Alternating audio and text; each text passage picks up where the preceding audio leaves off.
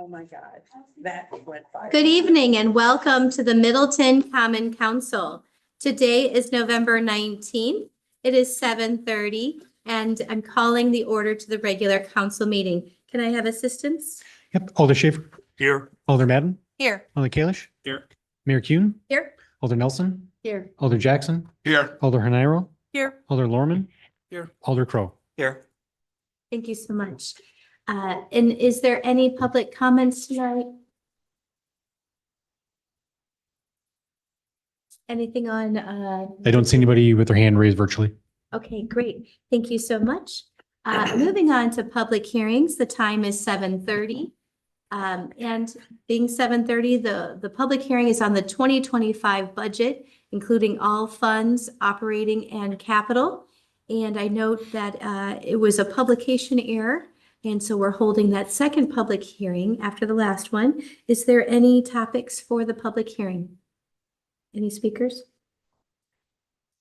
Hearing none.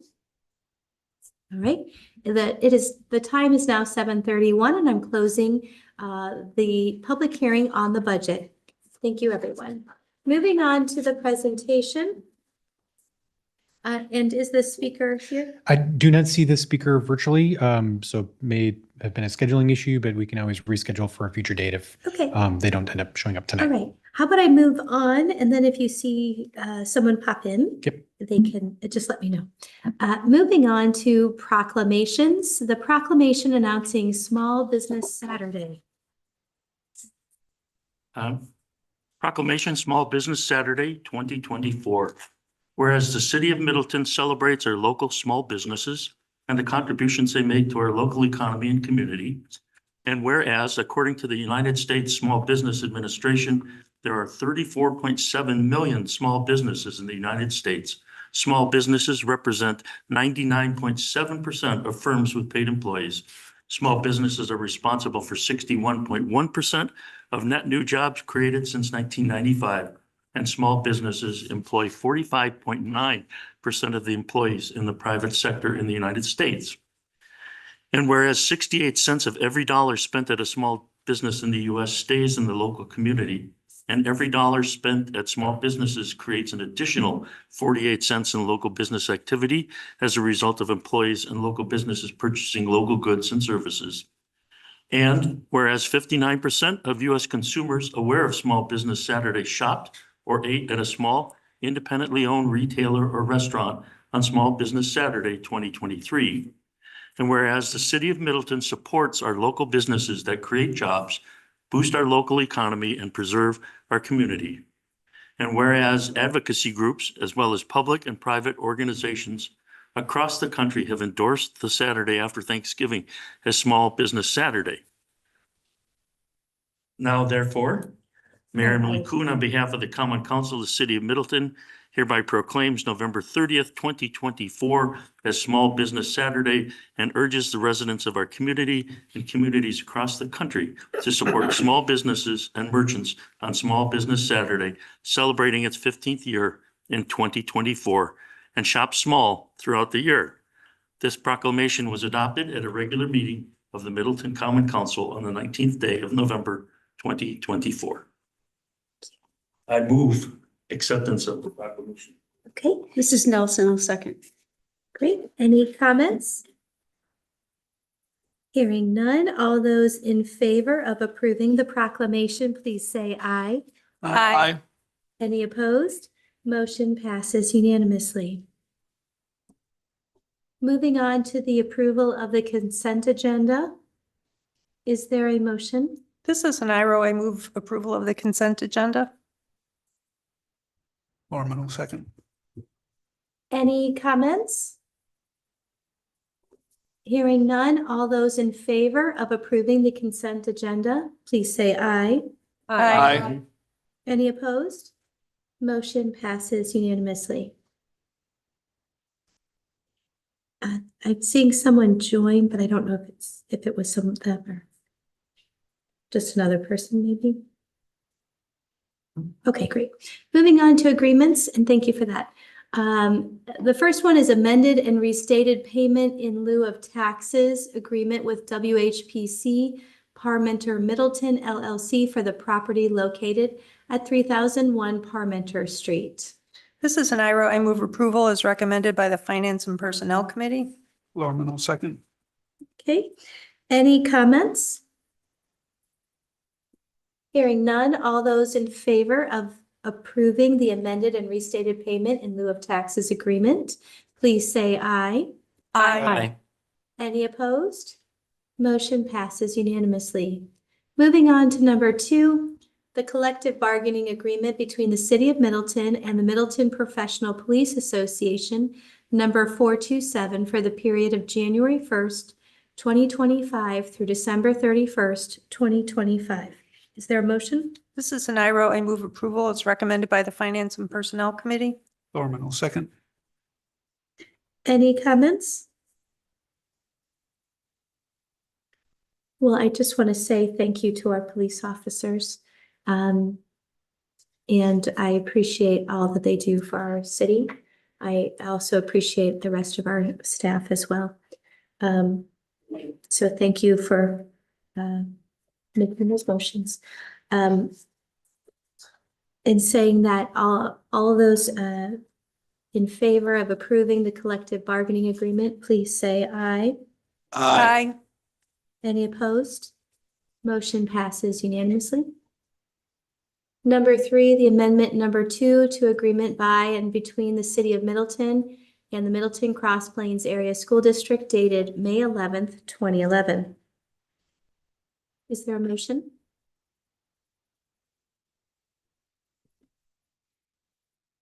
This is Hanairo. I move approval of amendment number 2 to the agreement between the city and the school district. Is there a second? Nelson will second. Any comments? But was there's not the issue of the 25% land usage last time? Has that been resolved in Dublin? That's a good question.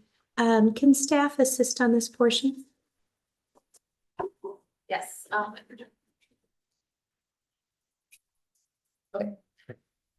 Actually, there we go. At the November 6th council meeting, Alder Hanairo had pointed out that even under the current parcel area, that they would still be below the 25% impervious.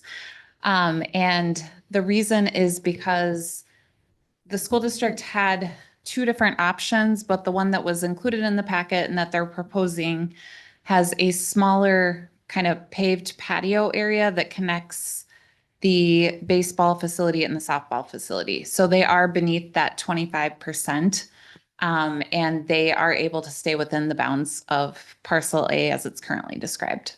Yeah, thank you. Thank you for clarifying. All right, any other comments? Hearing none, all those in favor of approving amendment number 2 to agreement by and between the City of Middleton and Middleton Cross Plains Area School District dated May 11th, 2011, please say aye. Aye. Any opposed? Motion passes unanimously. Moving on to ordinances. An ordinance to consolidate the Commission on Youth with the Parks, Recreation, and Forestry Commission. This is Nelson. I'll move approval. Schaefer will second. Any comments? I just wanted to clarify, there are, I know on parks, there are youth that serve on Parks Committee, correct? Or Parks Commission?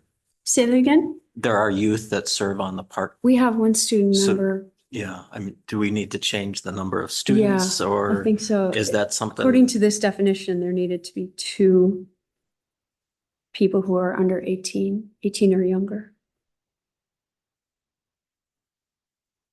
Is that something that we can add to the approval process? Well, you could either simply approve this and I can go back and bring something forward to increase, take a look at how many youth members are on it and do that in a subsequent ordinance. Or I mean, you I could, don't know if the Parks Committee needs to talk about that, just about the number of members that you would have if you increased youth. Does that mean you take someone away or? I mean, looking at Or referral. our Parks Director.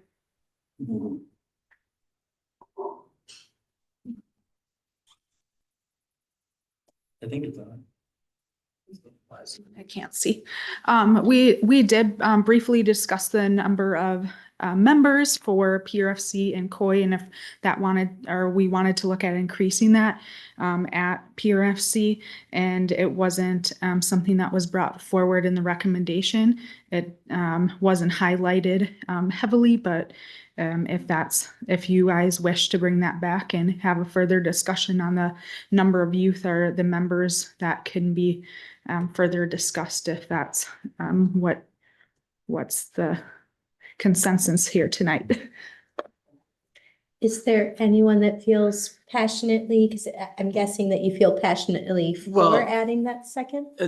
I mean, a little bit. I mean, it seems that Commission on Youth is kind of losing its voice if it's being subsumed into parks, but I also know that there's not always a lot going on with Commission on Youth as to if they need their own entity. So I guess I'm looking to your guys' recommendation as to, and if you've looked into that, so.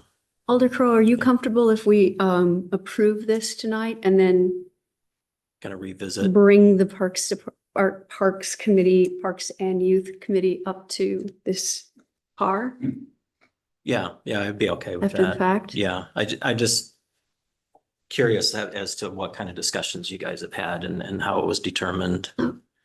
that youth would be represented. And I realize that that's not going to be everything with parks going on, but it's Okay. important to have their voice represented. Alder Schaefer, did you have a comment? No, I just wanted to make sure you're comfortable with this. My years on parks, it's not exactly a sort of a sitting around doing nothing committee, although. No, I I've mean, been on this other committee for a year and a half and we'd never met, so. Yeah. Probably not adding a lot, but are you okay? You're good with this? I feel confident that if we get a really strong student member, that they can have a really good voice for their school and that piece, but Yeah, no, I mean more just you in general, taking over that committee. that was also discussed with PRFC, and they felt confident of moving forward because there hasn't been meetings or hasn't been referrals to that committee or anything that's been referred out of that committee in the past 2 years of my time here. But if something was to increase from the youth kind of that power, then they would look at doing something different. That was what was discussed at the commission. Okay. But they felt comfortable. I do. Alder Nairo? I'm glad Alder Crow brought up the composition of the committee because I too feel like I respect the PRFC's decision, an attempt to try to work on consolidating some committees. And, you know, that's something we've, as a council, have prioritized. I know that the Conservancy Lands Committee was considered for consolidation because of the, just being in the same department, budget, their scope is similar. And the reason that consolidation didn't happen, at least my understanding, is because the CLC members objected. And I wonder if there was an active sitting Commission on Youth, how would they react to this proposal? So I guess my concern is simply that, having an inactive committee or a non-existent committee is not reason enough to blend it with another committee.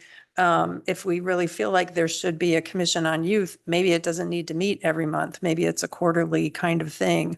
Is this the right remedy for the problem we face with the Commission on Youth? That's what I'm wondering. Yeah, that's a good question. In my first year sitting on that committee, I did help to create a strategic plan with them, so that we could roll out what that would look like as far as duties and I know Alder Crow was a part of that process, just trying to identify what the purpose is and what needs to be met. Or why everybody should be meeting and what would be a referral out of it. And when we got to that point, we got some actionable items, but it was just hard to get everybody together on the same page. And it was a challenge to have everybody meet. That we tried to hold 4 meetings and we didn't have a quorum for that duration of time. And we communicated to all the members, and it was just really challenging to get those volunteers interested in that topic. So I'm not positive. I will tell you, that one of the struggles we do have, and this isn't knocking young people, but overall getting people to volunteer for committees, we aren't filling the committees we have. So it's a valid question if it was sitting there. Simultaneously, I've heard that some of the student volunteers on some committees, some years they're outstanding. They come to every meeting. They are bringing their energy, their ideas, they're excited. And then sometimes they don't show up to any of the meetings. And they really did ask just to have it on their resume, is the feedback we get. And part of what I was trying to do in the last year is ensure that youth volunteers who were signing up were invested in that committee, as we all do, but that they would be the ones to come and participate and show up and bring that energy, which may or may not have happened. But I'm saying that because if part of this is we're concerned, do the youth have a voice? We do have youth on a lot of committees. I want to say it's 5. And that's very generous. And I think we should at least take a moment to celebrate that. I have heard from other communities that they look to Middleton on what we're doing with that and getting young people in high school involved. I will tell you, some of the students, when they graduate, then ask to stay on committees. And since we're not filling them currently, we can do that. And they have experience, which I think is also then a pipeline for hopefully running for office someday, you know, and sitting in those seats themselves, maybe in 5 or 10 years, not looking for like, you know, 10 people to run for every seat next year, but just, you know, interest long-term to serve. And that might have been a part of that whole having them on a youth committee was just getting them to come to the table. And in effect, we're doing it through other committees, which might be good, you know, getting them on the sustainability and things like that. Sorry. No, you're fine. Thank you. Parks Commission meets twice a month, which is a lot. And to have a rep specifically as a student on the youth council come seems like a lot of to ask if we're not going to even have it on the agenda. What if we have once a quarter that added to the agenda and then that rep attends at that time? I'm just thinking out loud here. That'd be interesting. Yeah, and I, you know, I in my time in Middleton, I've kind of seen the youth center and youth commission kind of ebb and flow. I just want to make sure that we're not losing it Yeah. in that sense. And again, I haven't been on that committee or on parks, so I haven't really been following how it's been going. So I just don't know at this point. Would it make more sense for me to alter my motion and have us think about this for a little bit? Go ahead. Just a question. So What's the primary nexus between these two commissions? I mean, because typically if we're gonna combine two commissions, there's some overlap, so in terms of what they're discussing, what they're talking about. So I guess what was the primary impetus to combine these two? Is there? Recreation. The Recreation. recreation portion, Okay. so our recreation division oversees our youth center, all of our youth programming and adult programming. And I think the power of duties that was explained in the Commission on Youth talks a lot about programming, but getting that from the youth perspective.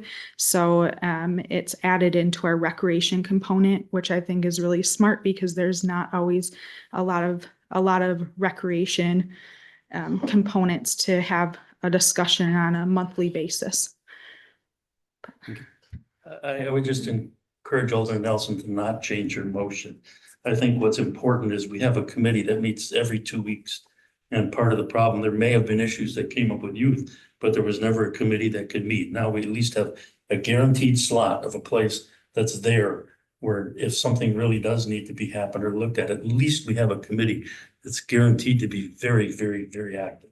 So I would encourage we have this.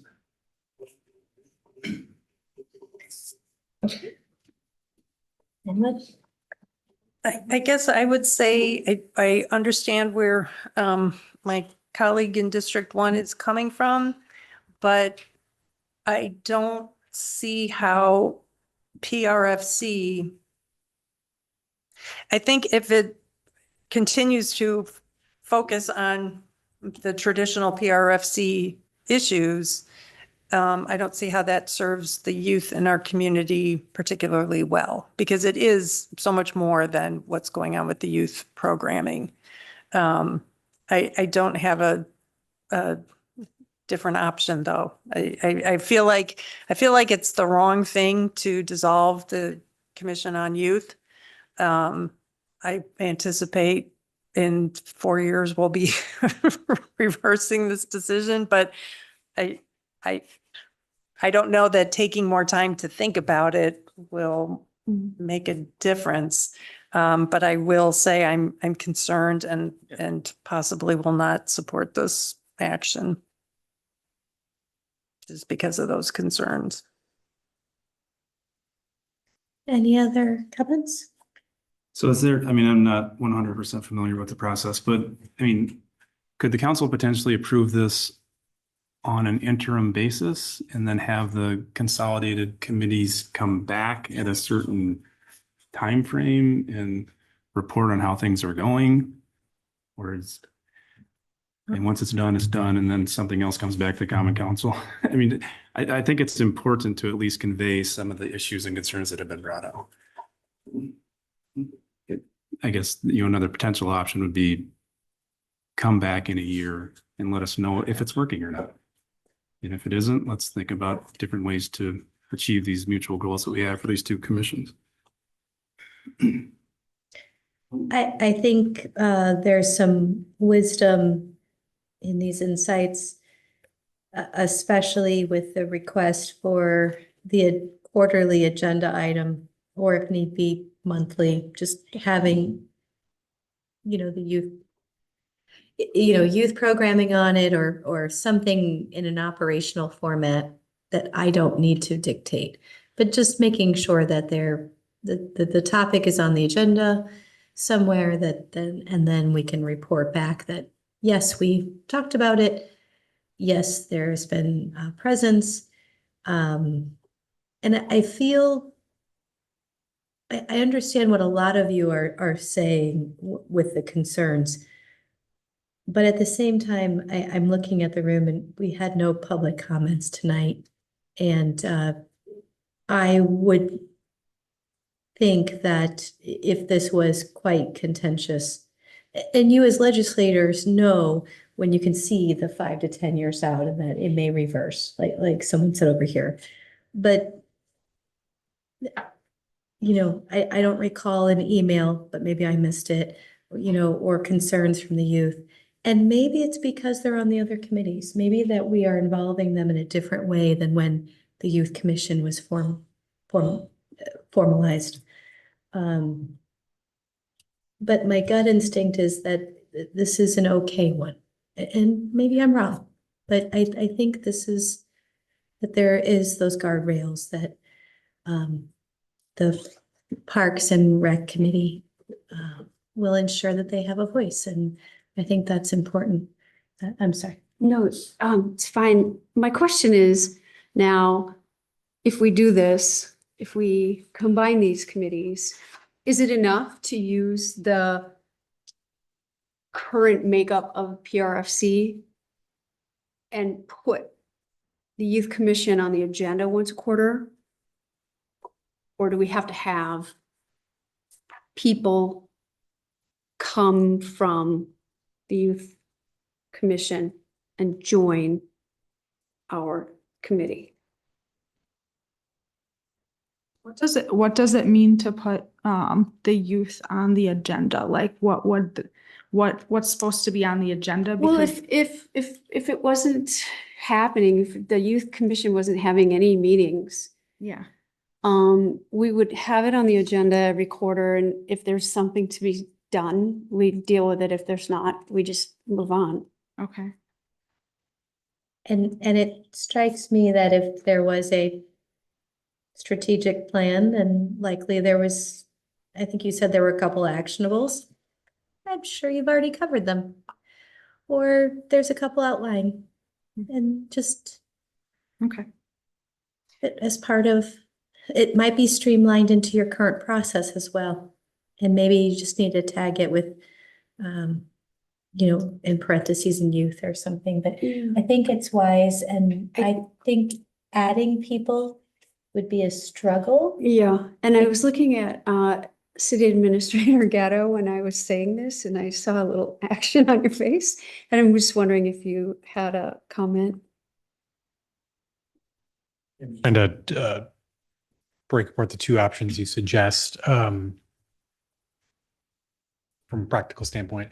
I think if you adopt this ordinance as it's written, you could add, you wouldn't call it youth commission on the agenda, but you'd call youth issues on an agenda of the Parks Commission. And at that point, the members as they are designated now, meaning there would only be one youth member as the way that this ordinance is perceived right now, could talk about those youth issues and bring any recommendations back to the Common Council if need be. But adding, I guess I wouldn't use the phrasing Commission on Youth on the agenda, because then that Right. negates what we're talking about doing. Right, but just calling it youth or Yeah, youth issues. discussion of applicable youth issues or something along those lines under this model that's been presented here Yeah. tonight. So it sounds like my motion should be changed. Sorry. No, that's okay. If you wanted to finish your No, thought. go ahead. Well, I'm just looking at past agendas and minutes from when it was active. And, some of the agenda items include the translation service update and youth center updates and United Way discussion and action steps. I mean, I'm trying to, I guess, going back to Alder Collish's question about what's the nexus between these two groups? I don't see that there is one. And I'm wondering, is it correct that the former director of the youth center was the staff person for this commission? No, our assistant director for recreation. And that's how it was set up previous on my time too. They just had the youth center director there quite often. But it's not set up to just be a youth center focused commission as my Right. understanding. Right. Yes, but that's what I'm saying. They had things on their agenda like the social media update and how to reach more youth and, try to engage more youth, perhaps in both recreation, but also in their government. So I just don't see the connection between these two. I don't see if we were having a problem attracting people to address youth center or youth issues, I don't see how we solve the problem by giving those issues to a group of people who are appointed to a commission for a completely different purpose, and that is parks, recreation, and forestry. And at the same time, I think it could be unwieldy or not produce good results to add, there's a teacher right now required on the Commission on Youth, and at least 2 people under 18. Adding those 3 to the PRFC and expecting them to meet twice a month, it's kind of like, I remember Alder Schaefer agreeing with me about the plan commission doesn't necessarily have to have a liaison to different things, and parks has to be on the plan commission, the chair of parks. But most of the time it's sign codes and things like that. Anyway, I would appreciate more time to think about this and figure out what is the problem with the Commission on Youth, and is this the right way to solve it, or do we have other ideas? Alder Crowe? And I guess where I'm leaning now to kind of addressing what Alder Kalish said about, trying one or the other, I guess I would lean kind of the other way, leave it the way it is, and see if we can kind of reinvigorate the Commission on Youth. Is it a matter of trying to find the right people to be on that? And I do know when I was on the commission, there were some kind of light meetings where, it wasn't anything real pressing that we needed to do. So, they don't necessarily have to meet every month. But again, depending on what things need to be talked about, or if the youth center director needs direction at all. And I'm guessing he doesn't. He's got a pretty good grasp of what's going on, but it may help having some insight too from the commission on to help him decide on new programs to start or different areas to reach out, but rather than having it kind of hidden on the parks committee. Yeah, I'm not driven either by having this have to happen, but I think of all the other commissions, there's certainly no other commission in the city that would be more adaptable to the youth than the parks, because there is some of that. So there may not be a real tight tie, but there's certainly no other tie. My experience with the committee is more often than not, we would just simply not meet because there was no issue, no quorum. There's sort of nothing to talk about. And I've been on too many committees where we sit down and sort of do nothing and just, shoot the words for a while. And that's not a productive thing. So to me, having at least a place where you're guaranteed to have somebody who's going to be there and say, this may not be the best match, but somebody's at least listening. There's a problem we need to address and give it to somebody. That's why I still think this is a viable alternative for the time being. If not the best, it's certainly not the worst.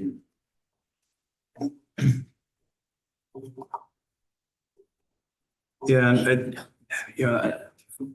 I do see somewhat of there is a connection between recreation and the youth, but one of my biggest concerns would be potentially decreasing energy, effort, enthusiasm that the Commission on Youth might have for this in the future, because and I don't think we want to diminish that, and it was kind of said before, but like if people in the future volunteer their time to participate on this commission, they might be primarily focused on parks, recreation, and forestry, and not so much on youth, and or vice versa. And that's my biggest concern, is potentially diminishing the energy, effort, enthusiasm for either one of these committees by joining them together, but the people that serve on them.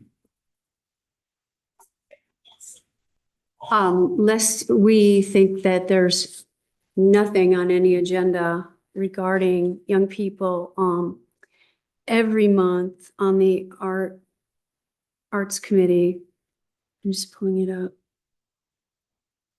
We have a youth center project update every month for the youth center. And so I'm not saying that needs to be combined in, because this is a hardworking committee.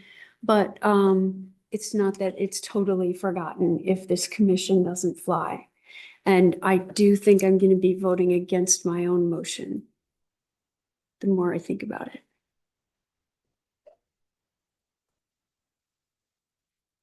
Want to change the motion? I can change the motion if you like. However you want me to do it. I mean, Send it, right? you can Well, rescind it. It's the motion of the body now, so. Mhm. Body has to dispose of the motion now. Yeah. All right, so let's just call the vote and see what happens. All those in favor of approving the ordinance to consolidate the Commission on Youth and Parks, Recreation and Forestry Commission, please say aye. Aye. Any opposed? No. No. Okay, I believe that is a 6-2. Yes, the motion fails. 2 in favor, 6, 2 in favor of the motion, 6 against. So the motion fails 2-6. Thank you, 2-6. All right, moving on. An ordinance to amend section 1605 2E1 to add city holiday exception to construction noise prohibition. Madam Chair, I would like to. Brian, do you have, okay. I would like to move approval of a revised version of the ordinance to amend section 1605 to E1. And if someone would second it, I will explain what I'm proposing. I'll second that. Thank you. So this ordinance came before Public Works and L&O partly because I had asked a question of our esteemed city engineer and Public Works Director, Sean, and he had explained to me what the noise prohibition is. Question came up, are construction trucks allowed to be driving before 7 o'clock in the morning? In looking over this section of the ordinance, I realized a couple of things. One, that it doesn't explicitly say that the noise we're talking about is at the construction site versus on public roads. And that's something that Sean indicated is, sort of the policy understanding, but it's not spelled out in the ordinance. So that was one thing that I thought needed to be improved. Also, if you look at the second group of stricken words, saying that the operation is not plainly audible at any time from within any occupied residential structure, that's really restrictive. Red Tail Ridge, for example, has people living there right now and there's construction going on all around, in their actual neighborhood. So I thought that was really restrictive, and I looked up what some of our peer cities do. And I liked how Madison phrased it, unless such operation is conducted in a manner that does not unreasonably interfere with the peace, comfort, and quality of life of neighboring persons of ordinary sensibilities. That's it's a little less, we can say, well, actually, the noise isn't that bad. Other municipalities actually have a decibel reading, but I didn't put that in here. And the other part is the issue of the holidays. So federal holidays include President's Day and Juneteenth, and I thought there was one more that the state doesn't celebrate. Oh, Veterans Day is a federal holiday, but the state of Wisconsin doesn't celebrate it, and I don't know that the city does. I understand Sean's rationale for including city holidays because it's a complaint-based enforcement, and we don't want people having to call the police. We'd rather have them go through the Public Works Department. So for that reason, I think if we want to keep the restriction on making noise at or basically doing any construction on a holiday, I would suggest we limit it to only city holidays and not the federal and state ones.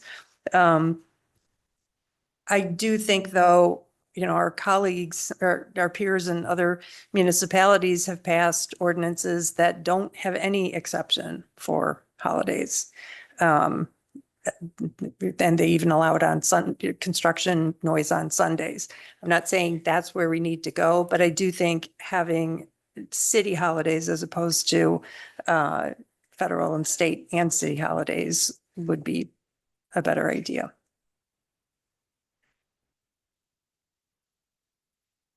And so this is the language that I had proposed, to basically moving the reference to the bulldozers and pneumatic hammers and stuff, moving that to the end to explain this is what construction equipment includes, and specifying operating on a construction site so that it's clear it's not, we're not talking about the trucks moving.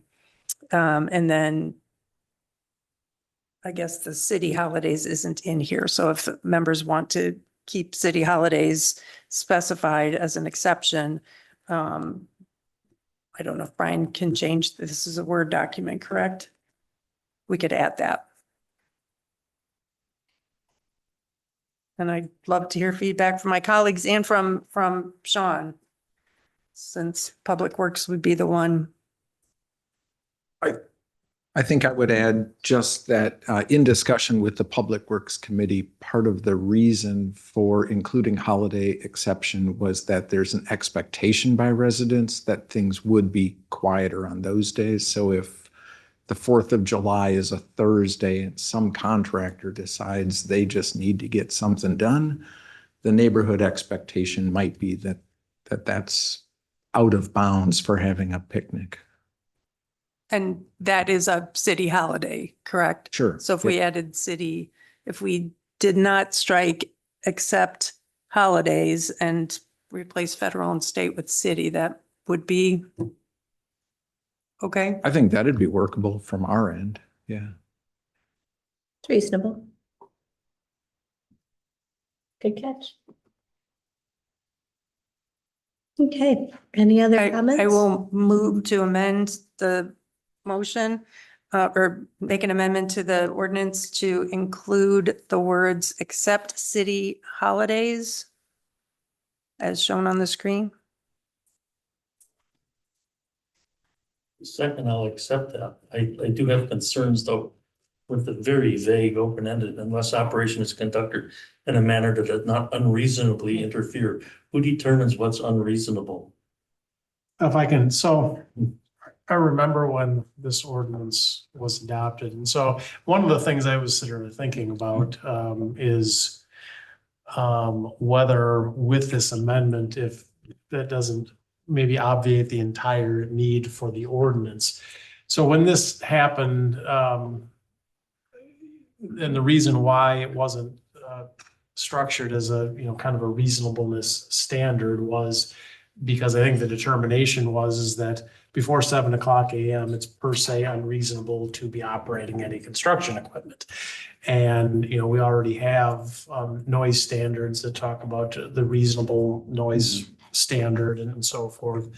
And so this language was introduced to specifically circumvent that. And I think in some sense, we're either returning to that or to the extent we're slightly using different language, perhaps creating a different standard for construction equipment that, as I sit here, I'm not sure that what this does and how we would enforce it different than a regular noise ordinance. If I could ask for clarity, so, if I understand what you're saying, you think any reference to unless such operation is conducted in such a manner, that could all be stricken? Well, what I'm saying is I think by the introduction of that, I think you are doing one of two things, either making it indistinguishable from our regular noise ordinance, or potentially creating a slightly different standard that we don't really know how it differs from our regular noise ordinance. And as I sit here without having gone back and comparing the two, I'm not sure really what my advice is on either just repealing this entirely or talking about some kind of different standard. Because as I said, the reason why this was enacted the way it was because the determination was it was for construction equipment, it was just per se unreasonable to be operating loud construction stuff before 7:00 a.m. Now, I concede that, yeah, there could be more clarity that simply driving from point A to point B is maybe something that should be more expressly removed from there. But I think by adding the blue language in what's on the screen, or at least the unreasonably interfere with the peace, comfort, et cetera, that, you know, we are probably effectively neutering the intent of the entire thing to begin with, and perhaps we may want to consider, if that's the direction we want to go, maybe even consider repealing it in its entirety and simply enforcing a noise ordinance. But I think that was, at least back when this was enacted, considered, it was a problem that was being, we were trying to address, and not having to try to argue to a court, well, you know, how much noise is reasonable at 7:00 in the morning? You know, is it, if I'm in my, you know, out in my yard, you know, running a circular saw and so forth. I'm gonna call in Alder Schaefer and then Alder Kalish. Yeah, when I read through this thing at first, I thought this was really about adding the holidays onto an existing thing. I would be comfortable if you took the entire first sentence of the blue and got rid of that, so that it remains somewhat how it was before, but it adds the city holidays as part of that understanding, but removing that unreasonable interference and that ambiguous, that whole sentence, to me, it would work without that sentence. Well, to be clear though, I mean, the reasonableness standard is, I mean, there is colloquialism, objectivity to it, but it is considered legally a standard. You have to balance all kinds of considerations with, you know, what's the time of day, what's the location, you know, all of those factors. But, you know, as you can imagine, particularly in this instance, that does get to be a little bit difficult, which is why, again, the decision at the time this was adopted was to basically declare that per se, you just don't need to be doing construction before 7:00 in the morning. You gotta let people sleep. And to not even get into, well, is it reasonable to run your circular saw now or pile drivers now, but not this? Alder Kalish and then Alder Lorman. Yeah, and I agree with what you said too. I think the original intent was to clear up some discrepancy between or among city, state, federal holidays. You know, pretty straightforward. This is a little bit different, but I guess one of my biggest questions, if we're going to go down, you know, this road of potentially changing this wording, is what's our current noise ordinance, and like how does that compare? What's the wording of our current noise ordinance, and how is that different? I mean, because you kind of mentioned, I have some experience with those things, but like, so if you're using a table saw, a chainsaw, does that fall under this, or does it fall under the general noise ordinance? Well, I mean, it could fall under either. I didn't know this was common, so I did not previously check what our current language is. I mean, from my recollection, we use some version of the reasonableness standard. What our precise language is, I will have to see here. I can't remember if it's under chapter 16 or under our nuisance.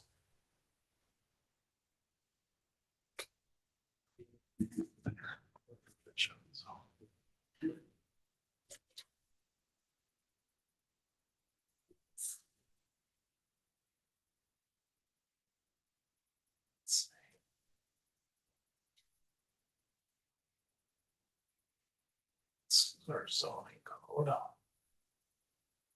While he's checking, I would just say that Alder Lorman's first. I'm sorry. Alder Kalish addressed my question, was just that to be part of our current noise ordinance. Thank you. Alder Hanaro. Okay, thanks. I was just going to say that I could easily take out everything from unless such operation to the end, to the ordinary sensibilities. And then leave in the explanation of what construction equipment is, but that'll be a different amendment to consider after the except city holidays one. Yeah, I certainly would support that. Okay, so we have a first and a second. Administrator Gatto, I might need some help.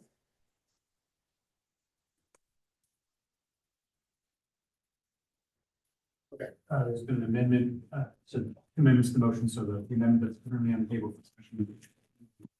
Right. The language that I've highlighted in gray from this version, that would be the first motion.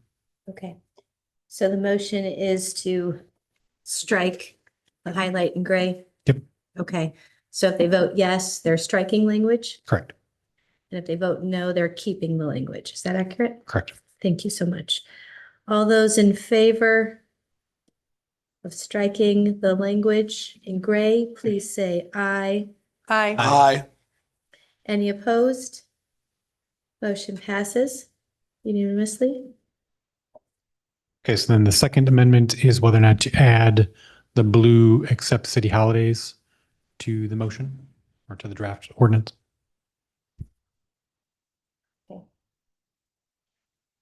All those in favor of adding the phrase except city holidays, please say aye. Aye. Any opposed? Motion passes unanimously. Okay, and then we go to the motion as it has been amended. So approval of this whole document with the changes that have been previously approved. This is just the first reading because we didn't waive, we didn't suspend the rules. You can't do that I'm confused. other than these times, except on city holidays. Then you can operate it. Is that right? Okay, I'm sort of confused.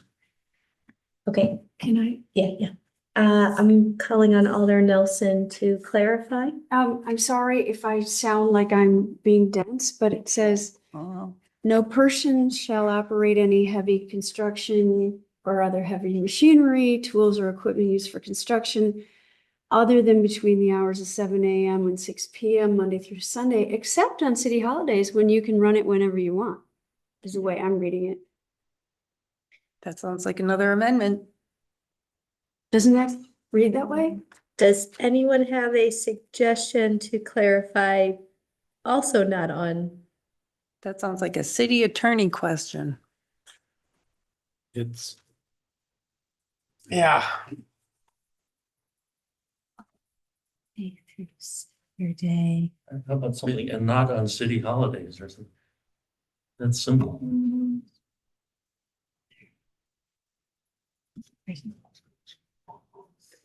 yeah, I mean, it feels like you have to do a little bit more of a. Well, could you say except city holidays when such operation is prohibited? When, Could you clarify, wait, before you start writing, could you clarify instead of afterwards, could you clarify before than and say something like no person shall operate any heavy construction or other heavy machinery, tools or equipment used for construction on Sundays and city holidays and Monday through Saturday between the hours of, so that you're saying up front, not on Sundays, not on holidays. you can't do Trouble, it. you have a You can positive only and then do you're it. adding a Yeah. negative. Yeah, that's true. Together. Person Shall shall operate. Well, I think you want to say, no person shall operate these things. Maybe what you want to say is outs or on city holidays or outside the hours of 7 a.m.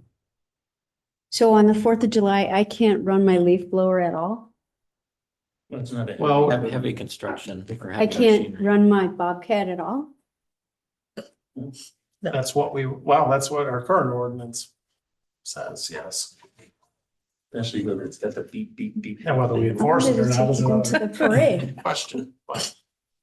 Sure. I'm so sorry. Okay, so again, I had researched some of the other peer cities ordinances, and they tend to say that you can't operate between the hours of, in our case, it would be 6 PM and 7 AM. So it's Or on the city overnight prohibition. And so that, if we phrased it that way, no person shall do this on city holidays or between the hours of 6 PM and 7 AM, Monday through Saturday. But then that gets into the whole, well, wait, is that 6 PM Sunday through Monday Can you morning? just rely on a regular I noise? think I would I would move to amend the language to add the words when such operation is prohibited after except city holidays. I think, Brian, you said the prohibited part.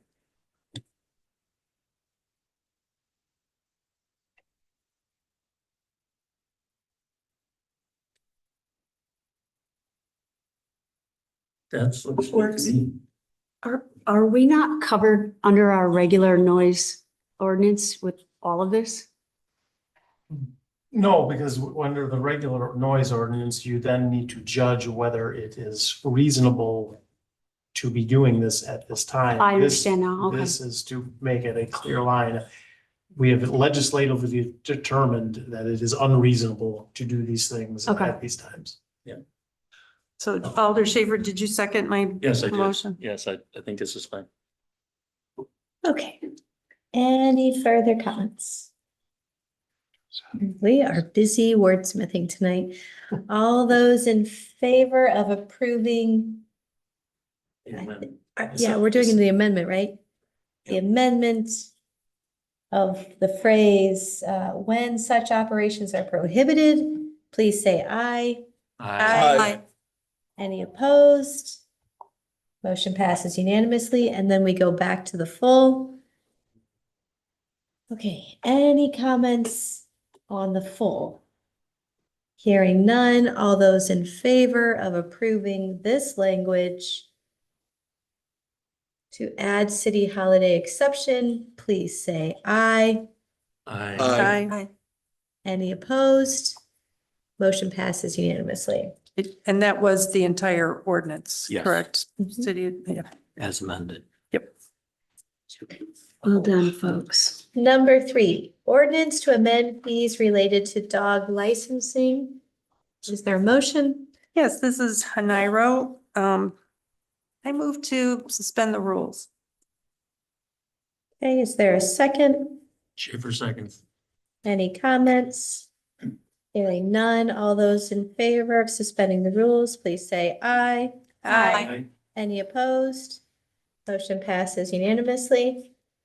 Madam Chair, I move approval of the ordinance to amend fees related to dog licensing as recommended by Finance and Personnel with the change of the fee for unaltered dogs being $60 instead of the proposed $40.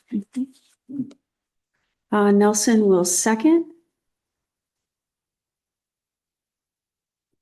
Any comments? Okay, so I do want to remind people that this is due every year.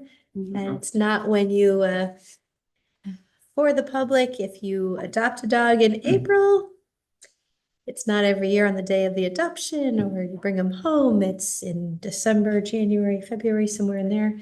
So please be looking forward to signing up for your annual license. And my apologies. As an owner of a new border collie who's not fixed yet, I still think that they're good fees and will be before the $60 stuff. So I support this. Yeah, I'd also like to speak in support of that. Again, being someone who works in dog rescue and has had a lot of interactions with unaltered dogs. A lot of those altercations come from dogs who have not yet been altered. And if this encourages folks to maybe save a little money on their licensing fee and do the right thing and spay and neuter your pets, then I'm in favor of it as well. And it's even required in our adoption that we have to do it. Yes, our rescue does that as well. I want to speak in favor of these fees going up. We have made lots of improvements and changes as needed to the dog parks, and this will really help us cover that.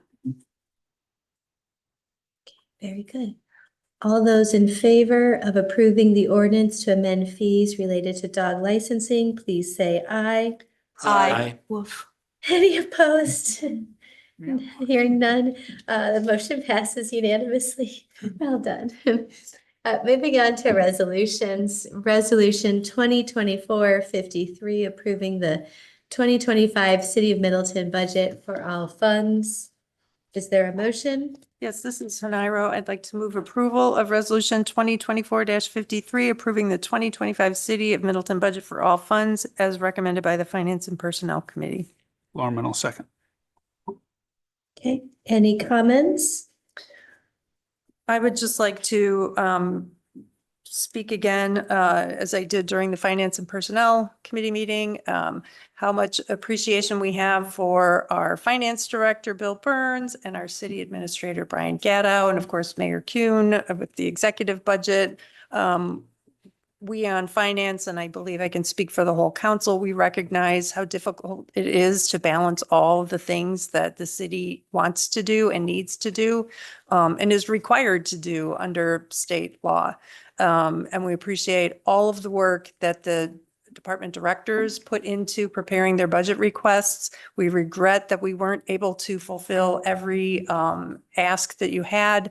But please know that we appreciate the work that you do, and we are mindful of those needs going forward. Nothing gets dropped forever. We're aware of what the needs are, and we hope in the future we'll be able to meet more of them. So thank you all very much.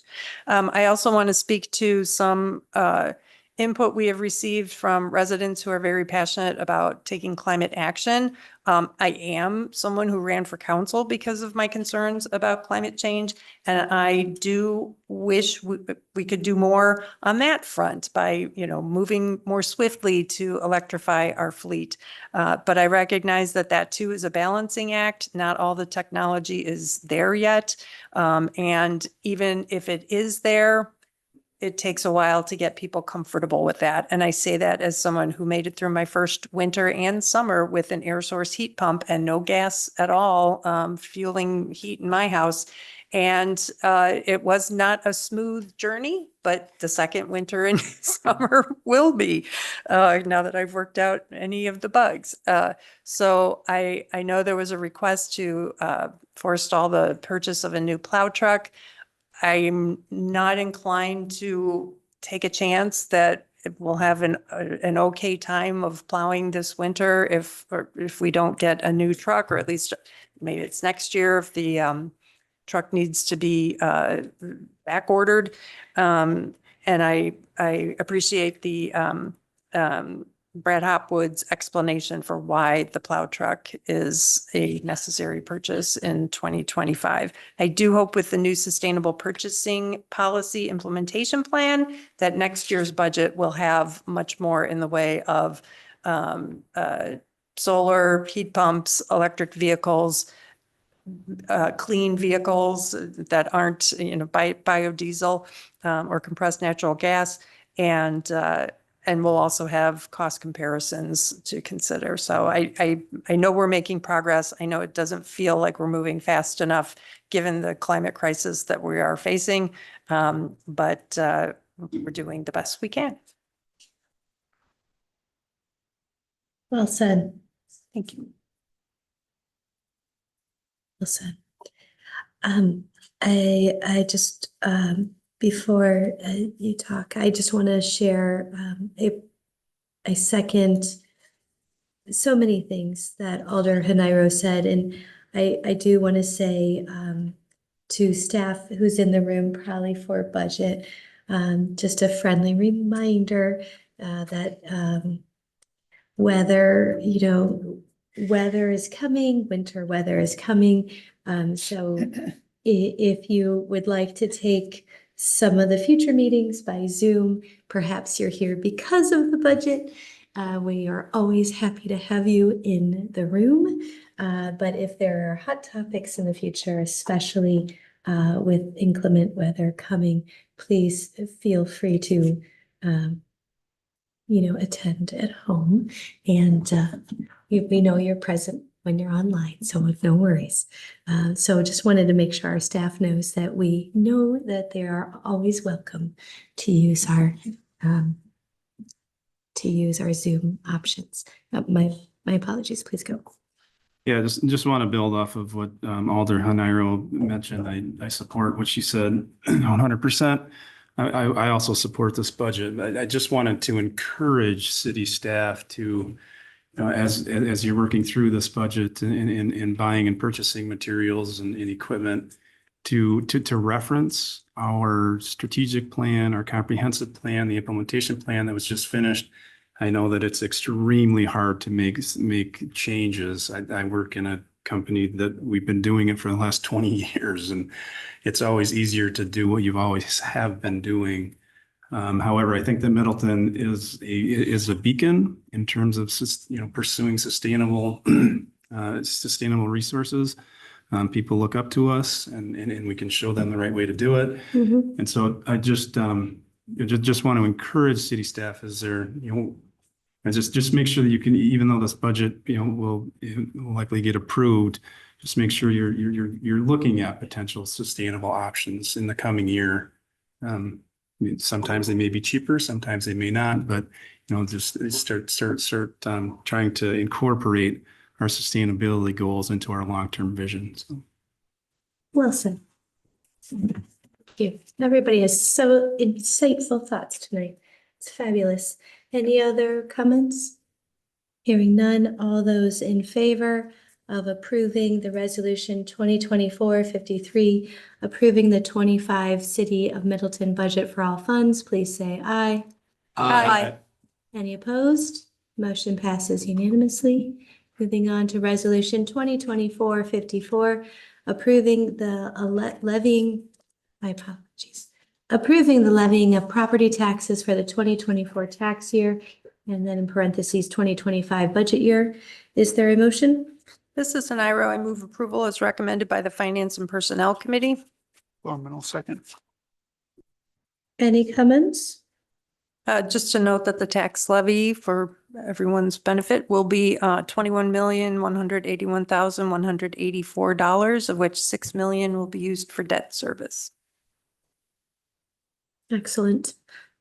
All those in favor of approving resolution 2024-54, please say aye. Aye. Any opposed?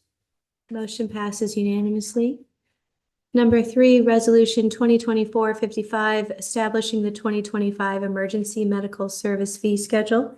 This is an IRO. I move approval as recommended by the Finance and Personnel Committee. Norman second. Any comments? Hearing none, all those in favor of approving resolution 2024-55, please say aye. Aye. Any opposed? Motion passes unanimously. Number 4, resolution 2024-56, amending the 2024 budget for the American Rescue Plan Act Fund. This is an IRO. I move approval as recommended by the Finance and Personnel Committee. Norman second. Any comments? All those in favor approving resolution 2024-56, please say aye. Aye. Any opposed? Motion passes unanimously. Moving on to discussions, updates on committees, commissions, and boards by council members. Alder Pro? I just wanted to say the library board recently met with the Friends of the Library. We actually had a retreat on a Saturday afternoon, which was a great experience, a chance for the two groups to kind of get together and talk about some plans for next year, and the fact that we will soon have a bookmobile. I believe, actually might have even, I think they were going to pick it up. Was that today? I'm trying to remember So what the director exciting. said. It will not be rolled out just yet. They've got to fill it with books, obviously.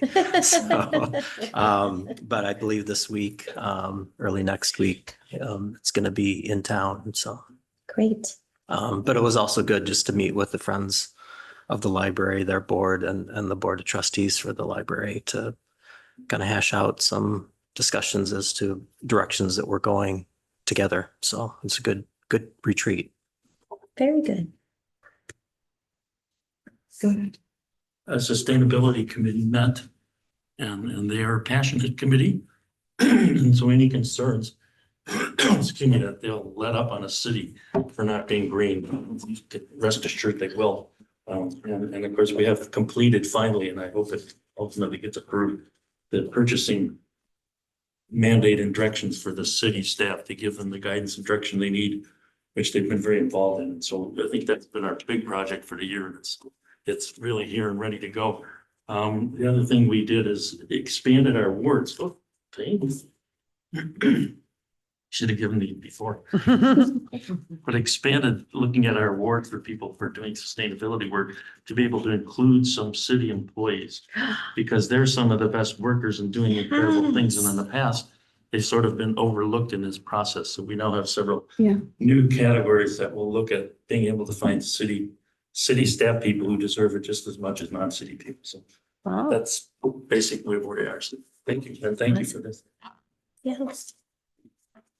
I wanted to speak on behalf of CDA and remind everyone that Saturday, November 30th is Light the Green at Stonehorse Green. So excited. Saturday after Thanksgiving from 5 to 7. It's a really great way to beat the darkness blues, to come down, get some light on the eyeballs, and enjoy the beginning of winter. Yes, I am very excited. It's, I think, one of my favorite of the year, favorite things. I'm excited about that too. But what I wanted to say is Workforce Housing Committee, we tried to meet last night, but didn't have a quorum. Our meeting was going to be focused on reviewing our draft recommendations for this council before we take them to either a joint meeting or a discussion with the members of the CDA next Monday here in council chambers. And the recommendations relate to affordable housing and taking the 1-year extension that's available to us when we closed TID 3. So we've got recommendations coming sometime in the next few months, I hope. Excellent. Great to hear. Sorry, I have one more thing that I forgot. From CDA, a report on what happened. A couple of weeks ago down at the Stonehorse Green, there was Stars Hollow Day. And it's sort of a celebration of people who love the Gilmore Girls, because back when the Stonehorse Green was being developed, Abby and I had kind of a running joke how we wanted the green to look like the town center and the Gilmore Girls. So this is the second year that we've had this. And one year, the first year it was like on a Thursday night. This was on a Saturday. I was asked to go down and judge a Gilmore Girls look-alike contest. Now, especially dudes, if you've not seen this show, it's just this kind of simple, happy / dramedy. And I thought I would be kind of judging like 6 people and that there would be no one down there and I would be sad and embarrassed.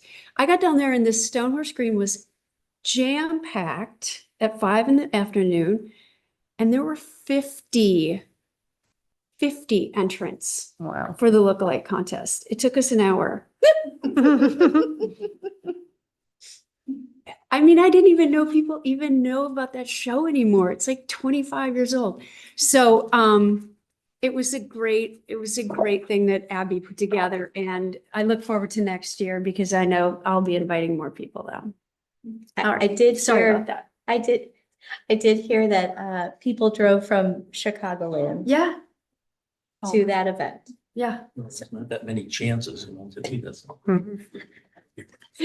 All right, awesome. And these are all wonderful community and coming together things. I'm so glad to hear all these good things and look forward to others. Administrator Gatto, can you assist me with the convening into closed session? Do we need a motion first? Okay. Schaefer will move. Sorry, just let me read the text. I need a motion and a second to convene into closed session pursuant to sections 19.851E Wisconsin statutes for deliberating or negotiating the purchase of public properties, the investing of public funds, or conducting other specified public business whenever competitive or bargaining reasons require a closed session for discussion of potential tax increment finance incentive for a project at Research Parkway or Fairway Place. So I need a motion and a second. Schaefer moves. Madden will second. Okay, I'll call roll call. Please signify by saying aye to convey one to go into closed session. Alder Schaefer, Aye. Alder Madden, Aye. Alder Kalish, Aye. Mayor Kuhn, Yes. Okay. Alder Nelson, Aye. Alder Jackson, Aye. Alder Hanairo, Aye. Alder Lorman, Aye. Alder Crow. Aye. Okay, just give us one moment to get things ready.